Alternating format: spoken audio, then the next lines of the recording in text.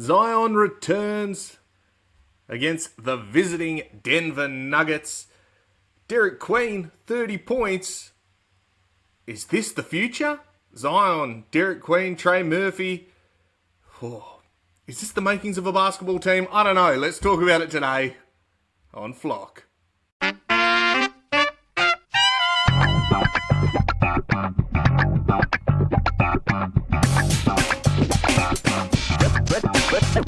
Ready?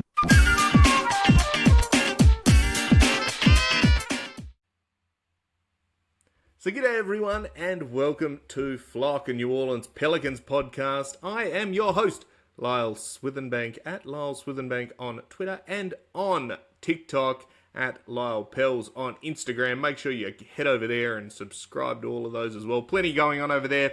We try to keep it fresh on all of these channels.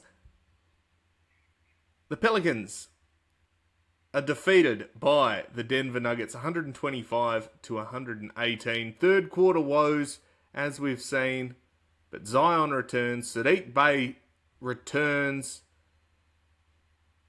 There's not many, admirable losses. There's none of these I hate using the term where you've got these losses that you can, see some real progress out of, but we have to use it for this. This is one of those losses that the team actually looked like a basketball team. We lose, as I said, 118 to 125, and it was purely the third quarter that cost us. Once again, turnovers cropped up, patience went out the window. The three-pointer was not our friend today. But golly gosh, we gave him a little bit of a scare towards the end of the game. And Mr. Fourth Quarter himself, Derek Queen, career high 30 points. Golly gosh. We gave that Denver Nuggets team a bit of a scare. They're second in the West. And while we're bottom, it didn't look like a team that was outmatched today. And I think a lot of it stems from the return of Zion Williamson. This is the first game that Borrego's got to coach in this iteration with Zion. All of a sudden, it made sense what they were trying to do. The gravity that Zion creates, love him or loathe him, the talent is undeniable, and the effect that he has on opposing defenses opens everything else up. End of sentence. He is as good as they come. He's fantastic. And he makes everyone else better. What we got to see was a Trey Murphy, Derek Queen, Zion, Herb, Jeremiah Fears starting lineup. And from that, there's some things that work. The team had 7-1 turnovers. This is Denver. We turned them over so many times, got out and run, and built a sizable lead in the first quarter. When the first unit went out, then things got a little bit more shaky, but and Denver managed to fight their way back in, as they were going to with the best player in the world in Nikola Jokic, doing whatever he wanted as per. But we did not look outclassed in this game. And that, to me, is a good sign. That, to me, is a sign of progress. There haven't been many games in this season that we haven't looked overmatched. Like we were playing in a different league. The two wins, where we barely scraped through in those wins against Dallas and Charlotte, well, yeah, but I think they're playing in the same league as us. Whereas, down the bottom, you got teams like the Thunder, which smashed us. Warriors smashed us. Denver are just as good as those two teams, and we pushed it as hard as we could. We nearly got them. And, gave them that sort of scare towards the end of the game, which hopefully we can take into the next game in a couple of days.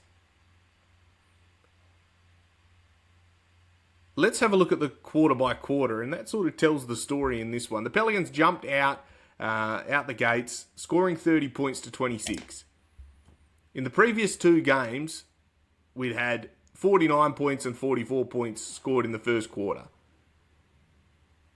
This was a completely different attitude. Defensively, we looked excellent. For that first quarter, probably first half of the first quarter, we looked engaged defensively. Getting into the passing lanes, making them force shots, making them force passes. Herb Jones did an outstanding job on Jamal Murray. He had basically no impact. And that's without even having looked at the box score. I'm sure he probably ended up getting his, but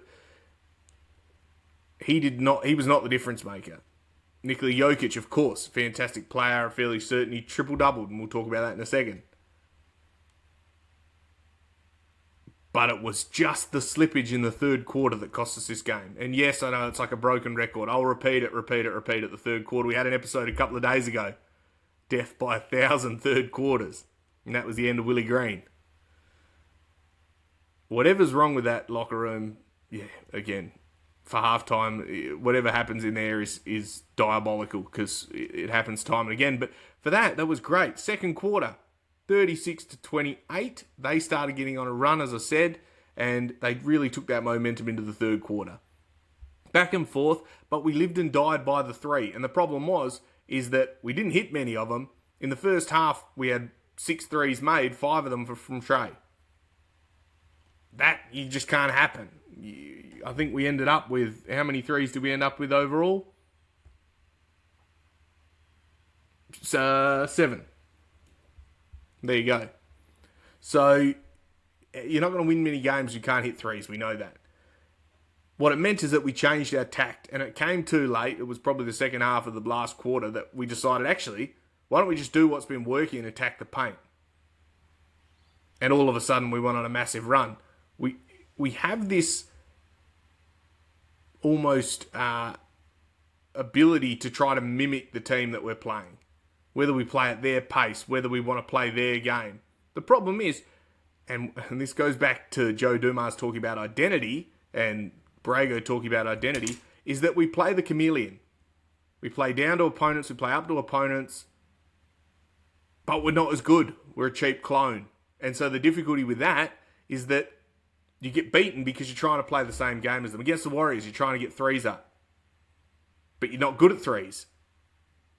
Against Denver, they start getting, heavy 3-point kickouts and things like that. Ball movement. We're not as good as that. Instead, what we should have done is played disruptive like we had in the first quarter and continued that. But again, teams adjust. Quarter 3, 35-25. So, again, not quite as bad as it could have been, but left you in a hole going into the last quarter. And we really didn't sort of start firing until maybe that 6-minute mark of the last quarter. Went on a massive run to finish, but they held on and, fouled Jokic out. He probably could have fouled out a little bit earlier. But Jonas came in against his old squad and he put us to sleep, which was disappointing to say the least. But that's a great side. That's a team that's competing for a championship. And we lost by, less than 10? 7. That to me is improvement. What we need to do is continue to build on that and then not go get flogged by 30 in the next game. Because that is the test. It's consistency. It's building. So, let's go to the stats. Because that is always helpful. Now, the eye test, of course, differs to the stats. As I've talked about, I hadn't looked at the box score, but we'll talk about how people went. Denver scored 55% from the field. Again, it's another team that has scored over 50%, and we match with 44%. If you don't make your shots, you're going to be doing it tough. Look, we had 98 shots to 83 in favour of the Pelicans at 44%. That's great. You're getting an extra 15 shots. That's excellent. That means that we're working on extra possessions. And in the first quarter, our second chance points were excellent. We're chasing it up. Yeah, we missed a shot. Bang. Trey comes over. Missy comes over. We're cleaning up our own mistakes. As the game wears on, you get worn out, right? You can't keep letting teams score at the clip that they're doing because you're not going to win. 3-pointers, 35%, they hit 11, we hit 7, 20%, on 34 attempts. We had some great looks. Those corner threes that James Borrego has, built his whole career on were wide open. But we didn't have the personnel to be able to hit him. Unfortunately, Micah Peavy, despite having a great game last game, he couldn't hit anything today from three. Jose was bad from three. In fact, everyone was except Trey. So it's not just Micah, and shouldn't be putting the knocker on the rookie when at least he battled and played quite well. Free throws 27-31. We won that, but we hit 23 of them. Just leaving points on the table, 74%. If you're leaving a quarter of your free throws like going lacking, well, what are you going to do? You left points on the board again. You lose by 8. You missed 8 free throws. It doesn't take much to be able to add that up. Assists 35-25. Good number of assists for us, but again, that's 25 assists on 44 made shots. That's pretty good. 35 on 46. They create for one another. That's Denver.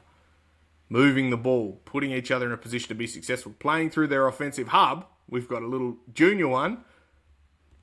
But perhaps if we could get Derek Queen at some sort of that level down the line, well, gosh, there'll be fun times ahead, I tell you what. Fast break points were pretty close, 19-20. Points off turnovers, 24-20. Rebounding, 44 in favour of the Pelicans. Well, colour me shocked. 44-41. Offensive rebounds, we had 17-9. And that's what we talked about. It was that first quarter, we really just kept hammering them. Every time the ball looked like it was coming out, we'd follow it. We didn't give up on the play.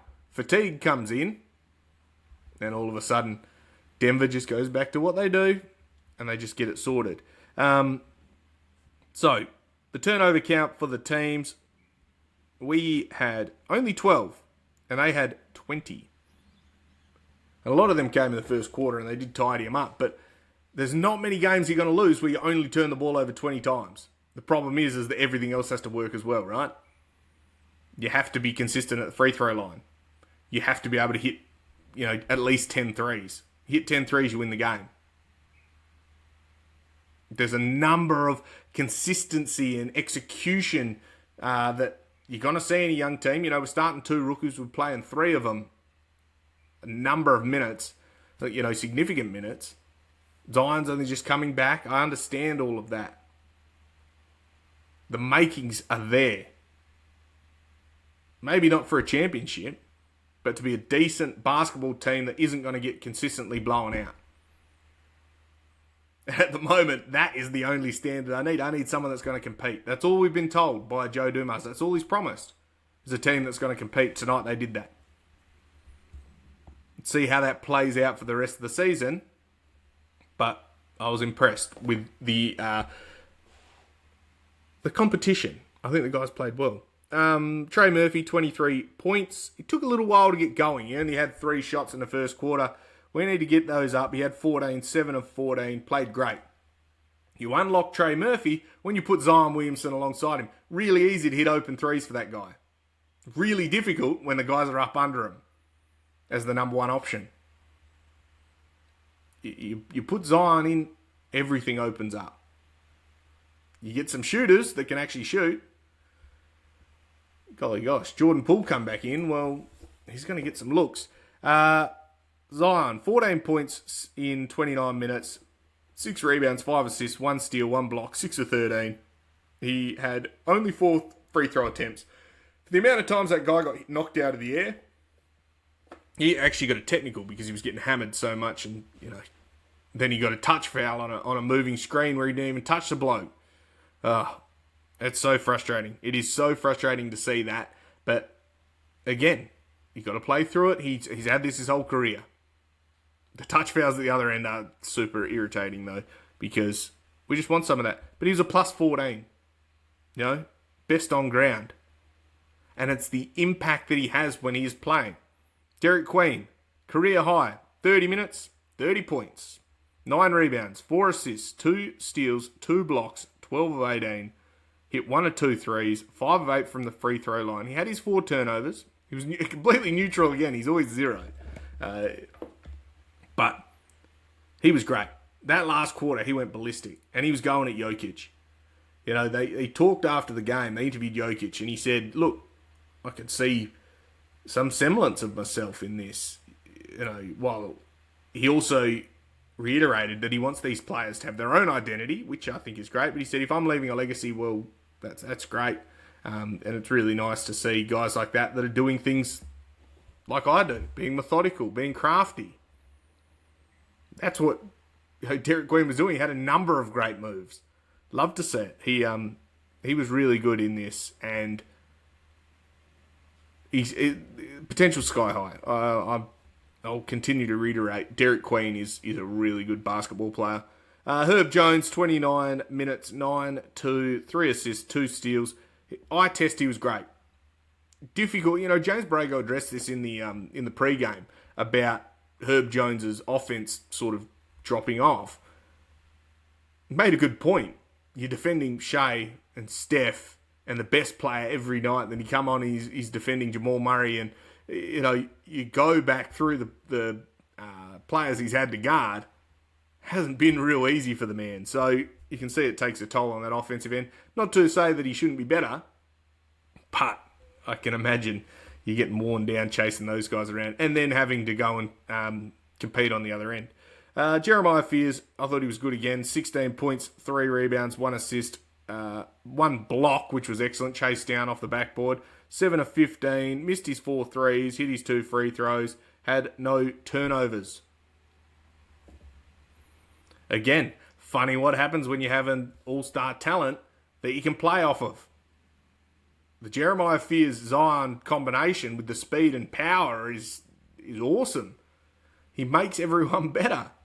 And what we're going to start to see, I think, is Jeremiah Fears being able to give the ball back and put his other guys in positions to be successful. He made some good passes. We just missed a shot. But that's going to continue to improve the more chemistry he builds with Zion, with Trey, with, you know, what are we in, game 13 or 14? Continues to grow. Eve was off the bench, 12 minutes, 7 and 8, 8 rebounds. I love that. 8 rebounds is great. He was active all night. I thought he battled. I thought Eves had a great game. You know, the stats don't do him justice. I mean, 7 and 8 is pretty good in 12 minutes. That's pretty active. But he was everywhere. He was continuing to pursue the ball. He got second chance points. He looked active. He was going at the opposing big. I was really impressed with Eve. Bay had a bad game. Maybe that ankle after missing last game is still bad. But 2 points, 2 rebounds, 2 assists. You know, he missed his 3 shots, which were all threes. They all looked a bit rushed. He didn't look like he had the elevation, which is probably the sore ankle. I'd say he came back because Zion came back. And hopefully he just he can recover. You know, he played 18 minutes, so we're going to need that offensive punch off the bench for sure. Jose was also pretty bad. 2 points, 4 rebounds, 2 assists, and a steal, 1 of 6. He forced shots. He turned how many turnovers did he have? No, he didn't turn the ball over at all. Look at me. Just felt like he did. Perhaps they were those rush shots. You know, Jose, as much as we love him, he struggled in this one. He really did. Hawkins had 6 points. He's found his rhythm in the little pull-up mid-range. He seems to be hitting those. He was shooting everything in the first quarter. I think they told him to calm down a little bit because he was 3 of 7 in the end. Missed his threes. PV, 17 minutes, 9 points, 3 rebounds, 1 assist. He was 3 of 8. What I love about PV is he's happy to adjust in-game. He knows his shot's not falling. Drive to the basket, dunk it. Antonio Daniels called that out in the broadcast. If your shot's not falling, leave the corner, get a lob, cut, be an option. Because people will just let you shoot it if you continue to miss. You don't have to be a 3-and-D guy. You could just be a defensive guy that's a slasher, you know. Attack the paint, score the ball. That's fine as well. And that 3-point shot can continue to develop. Don't give up on it, but don't make it become your identity, particularly when it's not your strength. I think that's all fair. Looney played 5 minutes. He had 4 rebounds and an assist. You know, I think Loon has fallen down the pecking order. He was good in the sort of spot minutes where he just had to have a bit of a wrestle with Jonas and Jokic, and you know, otherwise He played about as many minutes as probably required, I think, for Big Loon. So, all in all, a step in the right direction. That's not to say we won't take 3 steps back next game, but in isolation, this game was an improvement on how we'd been playing. The ball moved. The gravity of Zion was excellent. The gravity of Trey was excellent as well. It meant that other guys could then get in a position to score. The ball movement was much better. The decision making was better as well. Guys didn't rush. Took care of the basketball. Instead of having interpreting Brago's instructions as play at a frenetic pace, no, it's about executing, playing fast and at high pace, but not rushing and making sure that your decisions are sound. Not forcing it. You don't have to make the Hail Mary pass on every play. Sometimes that'll be open. We saw a wicked lob from Derek Queen. These extra passes. Zion made a good pass to dump him off to Derek Queen. And it's all because of the ball moving. As soon as the ball has energy, you hear that in the broadcast a lot. The ball having energy, all of a sudden it hits the shooter and it goes in. Because if the ball moves, everyone's shot ready, good things are going to happen. The ball moves faster than the player. And you're able to break defenses down. Get in the paint and create on the outside. And it doesn't have to be the first shot. Could be the second, could be the third, swing, or you drive back in and score on the other side. There's plenty of options on this. It's just about repetition and doing what the coach is trying to implement. And also having the players to do it. Zion makes everything easier. He really does. And I hope they get some ice onto that hamstring. He's still coming back from it. He's back. But that ongoing maintenance of that hamstring is going to be really important because he's come back pretty quick. It might have been a low-grade one, but again, continual maintenance, stretching, ice, rest. That's all important factors. We're only early on in the season. So, all in all, Derek Queen played an absolute blinder, had a great game. His last quarter, he basically took over, whether it was with Zion, without Zion, with Trey, without, he looks like the real deal.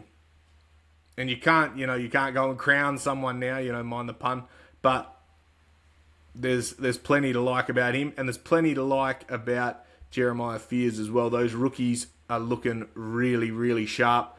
And again, I saw a good tweet, and I didn't write down who it was, but whoever it was, shout out to you, that this is the worst we will ever see of Jeremiah Fears. He is just scratching the surface. We're looking at a 19-year-old kid. Should be in his freshman year of college, but he reallocated to the year before. It's pretty impressive that we're watching this guy before our eyes become a really, really good player. And he's so crafty. So, with that being said, we take on, I think we got a day off, and then we take on the Dallas Mavericks. And I think we're over there. It's the NBA Cup. Be good to win an NBA Cup game, wouldn't it? Where are we playing? I think we're playing over there. Yep, at Mavericks. American Airlines Arena. Again, you're playing a team without Anthony Davis. He's still injured. Cooper Flagg's their go-to. Get Herb onto him. This is one of those games that we need to go and get a win. They've got great players, but you have to go and win this. They're just as banged up as we are. The troops are coming back for us. It's time to go and get the third win. And I think we're in good stead. We play like how we played tonight. We beat Mavericks. We absolutely beat them. So, consistency, pace, taking care of the ball, all important factors. Play through Derek Queen. Play through Zion. Use Zion's gravity, even if he's a decoy. Allow him to create as well. And good things will happen. So, with that being said, I'm going to leave it at that. Just a quick sort of game breakdown of the, game today.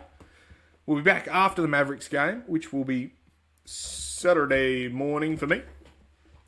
So, looking forward to doing that.